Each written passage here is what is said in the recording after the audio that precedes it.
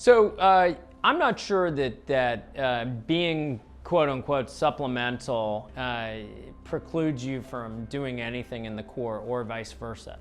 Now I'll say this, the power of EverFi is in the network. It's in the school network, the teacher network, and the amount of students that are up on the platform, which gives us flexibility to, because of those relationships with districts and others, to really do whatever we want to do at the end of the day. I can't imagine a world 5 years from now where we are not playing in some very, very specific part of the core. Having said that, when you think about the areas that districts, teachers, and parents are trying to get their arms around, it might be bullying, it might be digital citizenship and comportment, it might be school safety, it might be financial literacy, obesity, nutrition, character, ethics, diversity, inclusion, Hispanic heritage, Black History Month, these areas that are left very much wanting from what is in the market today. And we could focus on those areas for the next 5 years and never go into the core and be perfectly happy. I have no idea where that rating came from. Yeah, right. You stay up at night writing your own reviews enough and post them. Now I'm just kidding. I was super proud of that for the company. I think I made a joke at our last annual meeting where I put up a picture of me and my two co-founders up on the slide, and I said, geez, all the work was done by that point in time, like, the cake had been baked. And the reality is everything good that's come out of this company has come from people who have walked in the door to work here since then. And but listen, we focus on culture, and we focus on it like with a laser focus. Anyone who's going to work here and be successful, including me, is going to be an optimist. And that's not that you have bluebirds flying around your head and things are happy all the time, because most of the time, anyone who runs a company will tell you it feels like the house is burning down around you.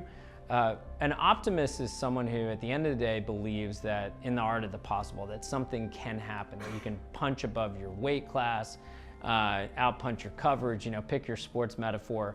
I think at the end of the day, I've tried to reinforce a couple of key themes to everybody. I meet with everybody who starts to work here, and I tell them this. Number one, have your partners and your teammates' backs. And by that I mean, we have a saying, stab in the heart and praise to the back. Walk around and talk behind people's backs, talk them up. Tell people how good someone else is doing at their job. Don't look for credit. Just do your job and don't think about whether you're gonna get recognized for it or trust me, these places, everyone knows what's going on with everybody. And so I think that those have been reflected in a broader sense that this is a great place to walk in the door and work every day. It's supportive, it's meaningful, it's important work, and people have your back. And at the end of the day, I think that that's all we all want, is we want to be a part of a team, and we want to be working on something that we think is valuable and important. And you don't want to work with jackasses. You want to work with people who want to see you succeed and do well. And I think that reflected in the Glassdoor rating and other things that we've won along the way. It certainly is not the fact that I'm some genius operator. So my goal for EverFi is really simple.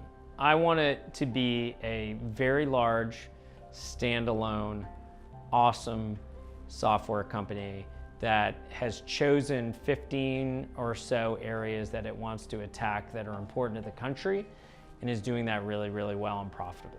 Everything else after that, whether we're public, private, owned by somebody else, employee owned, whatever, is kind of the plumbing of the place. But the core mission and everything, that's, I think, what we have pointed the bow of the ship towards, and are really going after in a pretty hard way. So we've gone to Canada thus far, and we do want to scale internationally. It's the great thing that I've learned. Listen, I'm a first-time CEO. I learn a lot of this stuff by just falling down or getting it right, and I'm not sure there's a big difference between either one in terms of how you go about it. But I'll tell you this, everything that we've done has always seemed like a much bigger deal than it ever winds up being. And I think going international is one of those things. It sounds crazy, difficult, tough to jump the pond, tough to, go into different languages, whatever. But, we just started translating our programs into multiple languages. We just started, implementing our programs out of the country. And like anything else, you just got to do it. You're going to stub your toe along the way, and I think we're excited to do that.